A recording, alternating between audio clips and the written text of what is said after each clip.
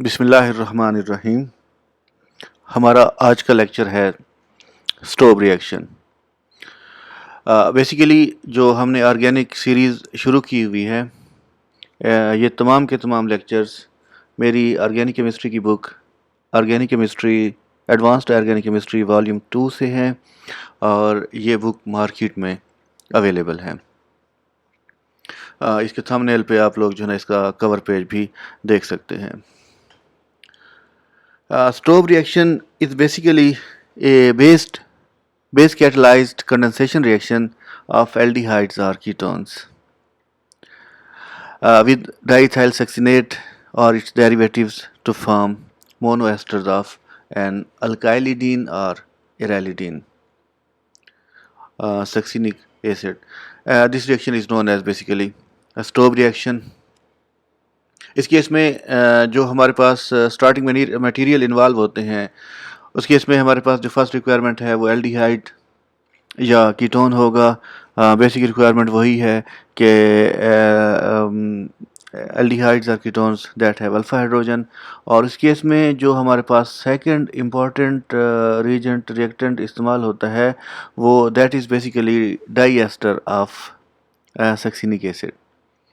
और this reaction is base catalysed और इस केस में हमारे पास इस तरह का प्रोडक्ट हासिल होता है और इस रिएक्शन को हम बेसिकली स्टोव रिएक्शन का नाम देते हैं।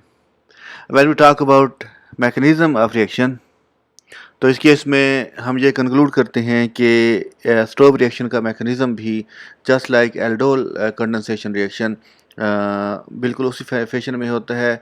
और इस केस में जो सबसे इम्पॉर्टेंट चीज़ है साइक्लिक एस्टर, जिसे हम लैक्टोन का नाम देते हैं, वो एज एन इंटरमीडिएट प्रोड्यूस होता है। और इसके मैकेनिज्म को जब हम डिटेल से डिस्कस करते हैं तो बेसिकली इस केस में हमारे पास जो di ester of succinic acid है, उसके जो अल्फ़ा हाइड्रोजन्स हैं, अल्फ़ा कार्बन के साथ जो हाइड्रोजन अटैच हैं, इनकी बेसिक स्ट्रेंथ ज़्यादा होती है एज़ कम्पेयर टू एल्डिहाइड्स और कीटोन्स, क्योंकि इसके साथ दो इलेक्ट्रॉन विथड्राइंग ग्रुप इंडक्टिवली अटैच होते हैं। और इस केस में हाइड्रोजन जो है वो इसके साथ जो अटैच होते हैं उनकी बेसिक स्ट्रेंथ बहुत ज़्यादा हो जाती है एज़ कम्पेयर टू एल्डिहाइड्स और कीटोन्स। और जब हम इनको बेस के साथ ट्रीट करते हैं तो बेस इन दोनों कार्बन में से किसी एक कार्बन में से हाइड्रोजन को पिक कर लेता है और इसके रिज़ल्ट में एनाइन प्रोड्यूस होता है।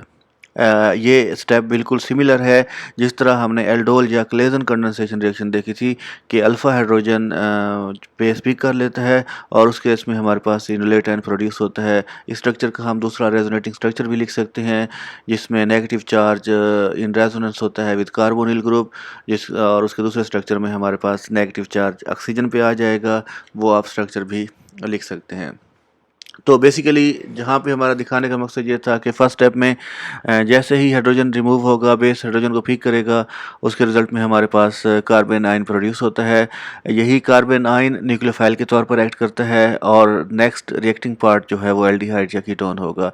इसकी कार्बोनिल कार्बन पे एनाइन अटैक करेगा, carbon to oxygen double bond को ब्रेक कर देगा और इसके रिजल्ट में कार्बन टू कार्बन बॉन्ड बनेगा और carbon to oxygen double bond break हो जाएगा। इस तरह के स्ट्रक्चर को हम इस तरीके से लिख सकते हैं कि carbon to carbon bond, carbon to carbonyl carbon bond बन गया और उस केस में ऑक्सीजन पे नेगेटिव चार्ज आ जाता है क्योंकि ये बॉन्ड जो है वो ऑक्सीजन की फेवर में ब्रेक होता है।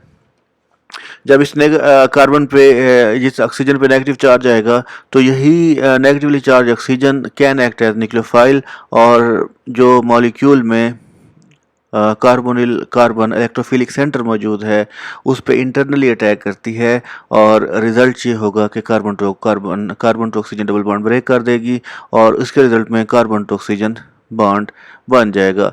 और उस केस में हम इस तरह के स्ट्रक्चर को ऐसे लिख सकते हैं जिसमें ऑक्सीजन टू कार्बन बॉन्ड बना है और उसके साथ एक साइड पे OR आ जाएगा और carbon to oxygen double bond जो है वो ब्रेक हो जाएगा जिसके रिजल्ट में ऑक्सीजन पे नेगेटिव चार्ज आ जाता है। अब इस नेगेटिवली चार्ज ऑक्सीजन जब रिवर्ट बैक होगा तो उस केस में ये जो OR है ये लीव कर जाता है जिसके रिजल्ट में हमारे पास cyclic ester as a intermediate बनता है। साइक्लिक एस्टर जब इंटरमीडिएट के तौर पर बनेगा, तो जब हम इस स्ट्रक्चर को देखते हैं तो इसके अल्फ़ा कार्बन पे एक और हाइड्रोजन मौजूद है जो कि एसिडिक हाइड्रोजन है। Base can pick up this proton, और ये बेस सेंसिटिव भी है। जब बेस इस हाइड्रोजन को पिक करेगा तो उस केस में हमारे पास इस कार्बन पे एनाइन प्रोड्यूस हो जाएगा। जब इस कार्बन पे एनाइन प्रोड्यूस होगा तो ये इंटरनली अटैक करेगा इस कार्बन कार्बन बॉन्ड पे, और carbon to oxygen bond break कर देगा, जिसके रिजल्ट में ये जो साइक्लिक एस्टर बना था वो ब्रेक हो जाता है और कार्बन कार्बन डबल बॉन्ड बन जाता है, और इसके साथ ही नेगेटिवली चार्ज ऑक्सीजन बनता है। After picking of the proton हमारे पास इस तरह का ये हम इसके कह सकते हैं कि this position is alpha beta gamma. Beta gamma unsaturated carboxylic acid बनता है। ओवरऑल इस तरह का हमारे पास प्रोडक्ट बन जाता है, जिसे हम ओवरऑल रिएक्शन को हम स्टोब रिएक्शन का नाम देते हैं। स्टोब रिएक्शन की जो सबसे इम्पॉर्टेंट एप्लीकेशन है कि हम सिंपल इसे सक्सिनिक एसिड जिसमें एस्टर के दरमियान सिंपल 2 कार्बन होते हैं उस तक हम महदूद नहीं रहते, बल्कि हम उसके higher analogue of di ester, जिसे हम ग्लूटारिक एसिड का नाम देते हैं, di ester of glutaric acid. तो इसमें कार्बन एस्टर के दरमियान 3 कार्बन एटम मौजूद होते हैं जो कि higher analogue of succinic acid है। तो उनके दरमियान भी स्टोब रिएक्शन पॉसिबल होता है, और उसके दरमियान बिल्कुल मैकेनिज्म सिमिलर होगा कि जिस तरह हमारे पास हमने डिस्कस किया कि साइक्लिक इलेक्ट्रॉन बनेगा, और साइक्लिक इलेक्ट्रॉन जब ब्रेक होगा तो उस केस में हमारे पास कार्बन कार्बन डबल बॉन्ड बन जाता है। तो इस तरह के इसमें अगेन ये चीज़ बन जाएगी कि हमारे पास जो प्रोडक्ट बनता है इसमें स्टीरियो आइसोमर के दो स्टीरियो आइसोमर के बनने के चांसेस होते हैं। ये ओवरऑल बेसिकली जो स्टोब रिएक्शन है उसमें हम जब इसकी ज्योमेट्रिक आइसोमर्स की बात करते हैं तो ज्योमेट्रिक आइसोमर्स इसमें जिस तरह हमने पहले रिएक्शन में भी हमने देखा, तो यहाँ पे ये जो कार्बन कार्बन बॉन्ड है इसके साथ 2 मिथाइल ग्रुप अटैच हैं, तो इसमें cis trans isomer geometric isomer का कोई क्वेश्चन प्रोड्यूस नहीं होता।